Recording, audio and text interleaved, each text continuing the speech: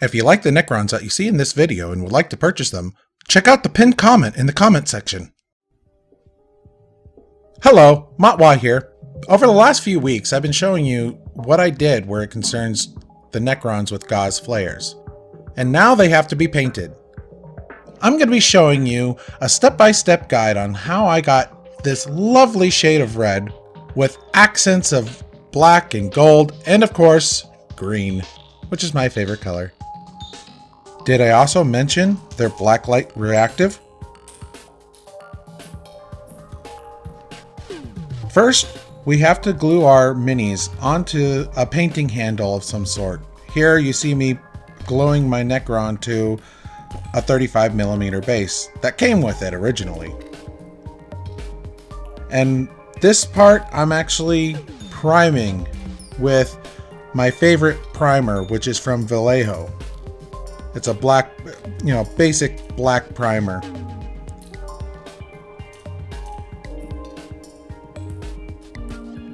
Make sure to get into all the nooks and crannies because, you don't want to have to take and spend time repainting them when you want to just put some color down on them. However, no matter how good you are, no matter how thorough you are, there will always be little spots for you to have to take and repaint with your primer. It's just a fact of life.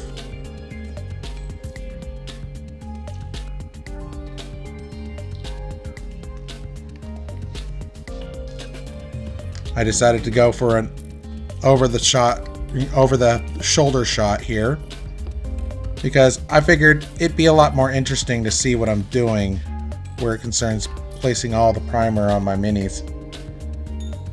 Plus, it goes to show you that every single one of my minis have been primed right here.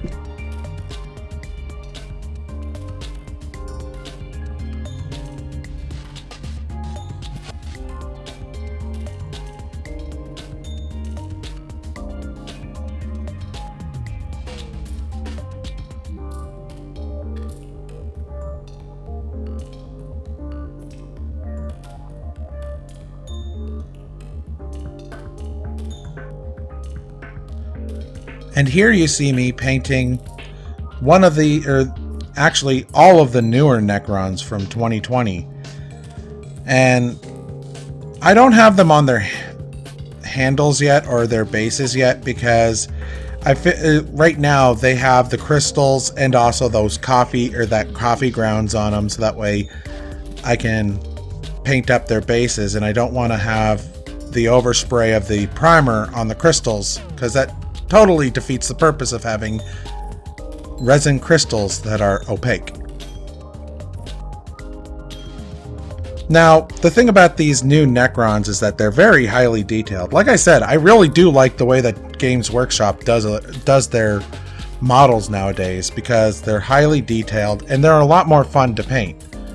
They also have a more aesthetically pleasing look to them that not very many of their minis back in the past did. However, a lot of the charm from the days of when they were hand sculpted is gone in favor of all of this. In fact, I remember watching a recent video today, or earlier, about how the problem with Games Workshop and most of these other miniature makers is that they over detail their minis, and an over-detailed mini doesn't make for a great mini, which is true, I suppose, but, I think Games Workshop does a very good job at balancing that out.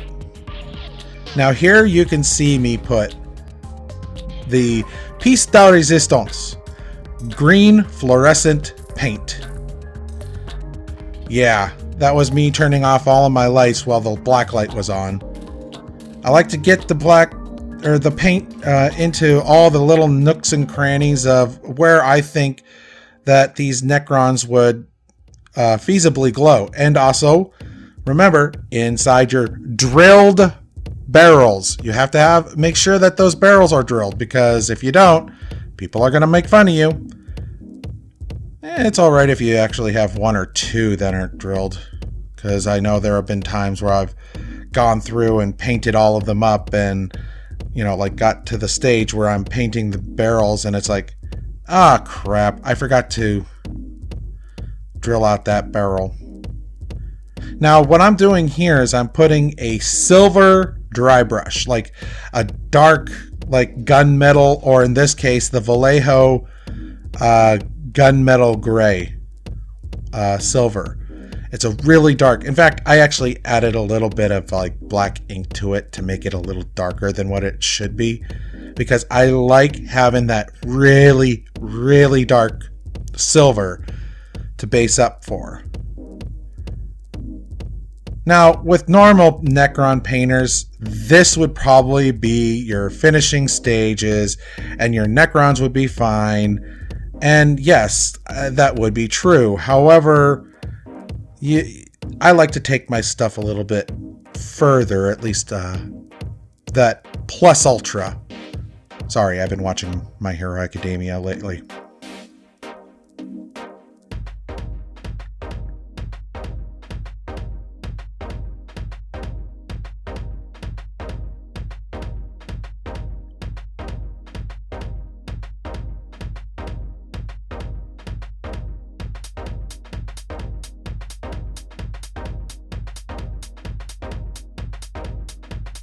Yeah, while you're doing this, keep in mind, go over it lightly so that way you don't mess up the previous paint job.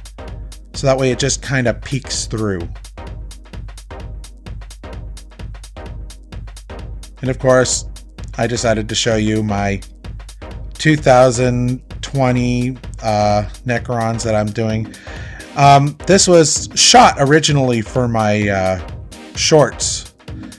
But it was brought up to my attention that having both of them being in my short like that, yeah, it was just going to be a jumbled mess and you wouldn't even be able to see anything that was going on. So I decided to just go with the 2001 Necrons, just so that way it would make for a simplicity.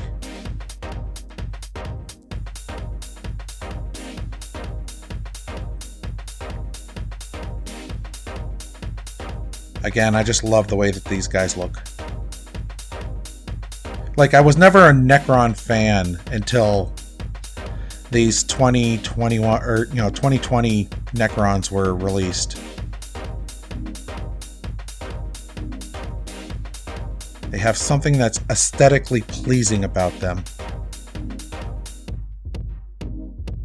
Now here, I'm starting up with a base coat of like a dark red. What I did was I added, I think, Prussian blue to my corn red, which is the darkest red that you normally get. And it created this cool maroon, dark color that you can start your painting or the red parts from. So that way all the shadows are a nice, cold, shadow. See, whenever I'm painting, I like to paint in color theory, as it were. Like the darker, or like the shadows are like nice and cool, and the highlights are always going to be like a nice bright, or bright yellow.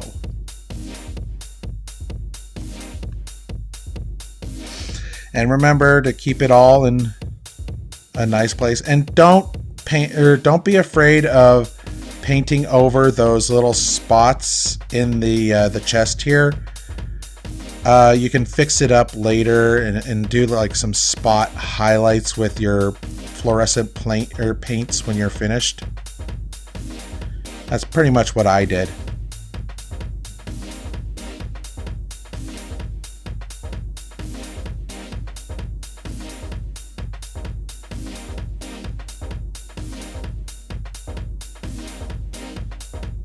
God.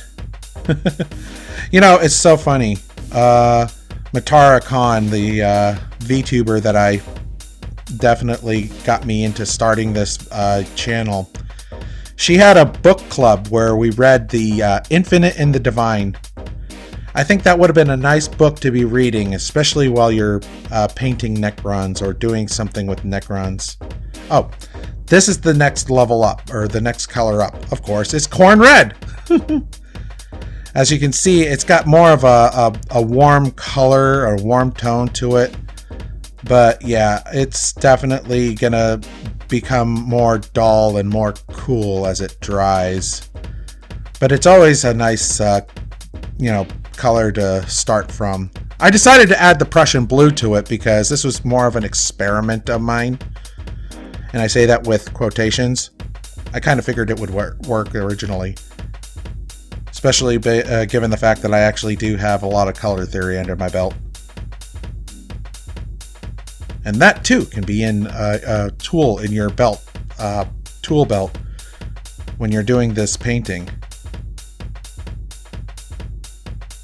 But yeah, as I was saying, Matara Khan had us read that Infinite and the Divine, and of course it's so funny because after reading that book, they announced the Necron the Diviner model, and I was like, wow, it's almost like they were actually listening to us and had some sort of microphone on our person. Oh, I would love to get my hands on that model. Hell, I'd like for them to actually create a new model of Trenzin, but it might be down the line.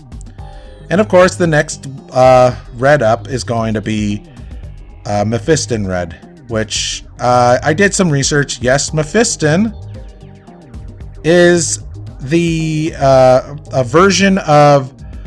okay, Mephiston is to the Blood Angels as I think Typhus is to the Plague Marines or the Death Guard. He is a character model, and it does make a lot of sense as to why there's a color named after him now. Yes, I can be wrong, and I am willing to admit when I am wrong.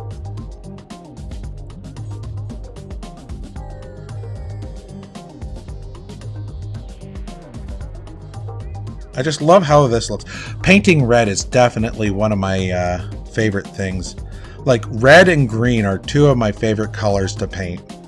Red because, well, it's pretty easy, like, if you know what you're doing.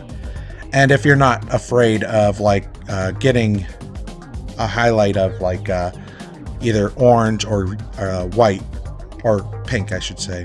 Oh, here I am placing in black. In this case, it's not an Abaddon black, but it is just a black color that I got from a professional artist range, which I use as a medium for color. Like, all I have to do is just put a little bit of water in it and thin it down, and it works wonderfully. And it dries so matte very well. And yeah, I know. The red is really, really nice the way it looks. Unfortunately, when I was painting this guy, or these guys right here, this was before I decided to paint up the rest of them at the same time. And that's why I painted up, or when I painted all the rest of them, this is when, or like after I painted up all the rest of them. So pretty much the rest of my Necrons at this point are nice and painted. But this is like an Evil Sun Scarlet to get it that nice, lovely shade of red. I also put in a little bit of texture on the rib cage by stippling the brush. It helps with creating that nice texture, that giving it that extra detail that is just really, really spot on. Pun intended.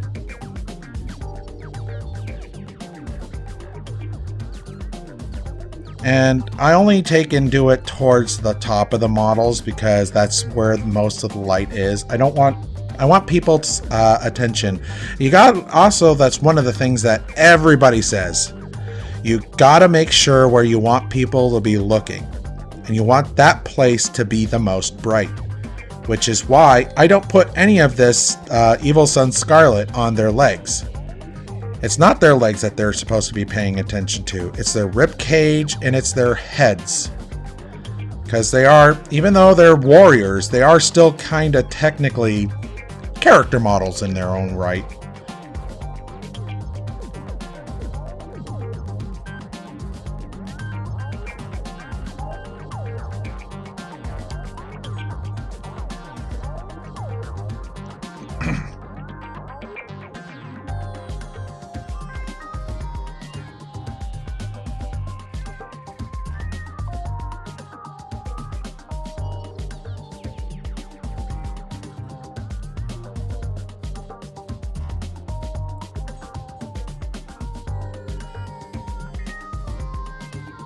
And here, I decided to take and use a dark green. I mean, for you guys, you can use a Cabalite green, which is like what most people use for like base coating their Dark Angels. And it's what I used for Dark Angels until I ran out of it and had to make my own version of it with the colors that I have.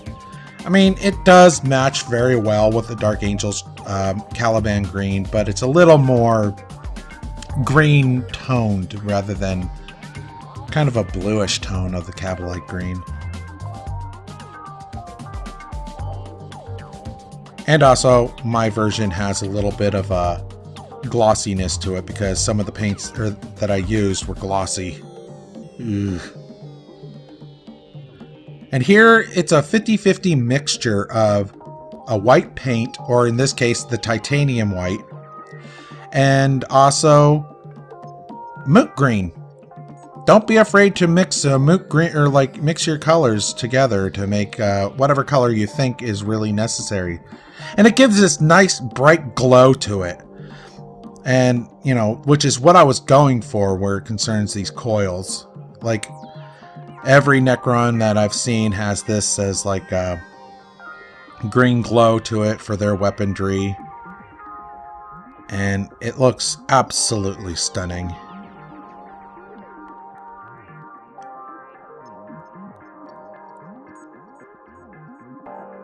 Yeah, I always make mistakes, but if you wipe them away quickly, you don't have to worry about it. And here I am going in with a titanium white, purely on the center of each of these spheres inside of the weapon. This way, it definitely has that nice glow to it.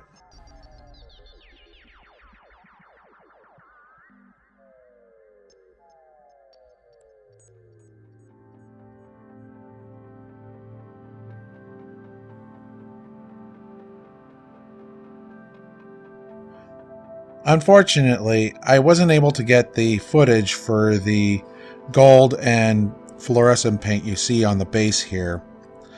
But if you're curious, the paint that I'm using is a dark brown, like Rhinox hide, and then followed up by a lighter reddish brown. Dry brushing that on.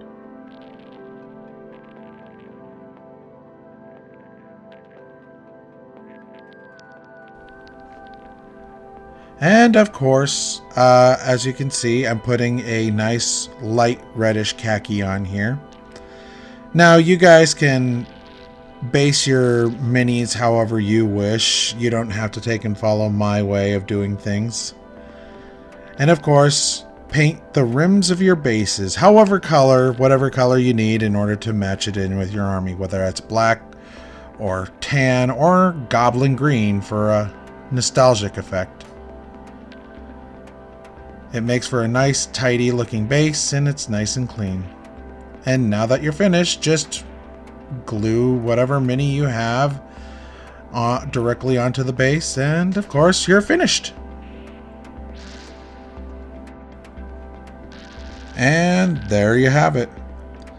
It was an absolute joy to paint these guys up, and I'd like to paint more Necrons in the future if I could. Just remember, if you really like the look of these Necron models, I have 2 units available on eBay as of the date that this video goes live. So go ahead and check it out. It's in the pinned comment if you want. Until next time, see you later.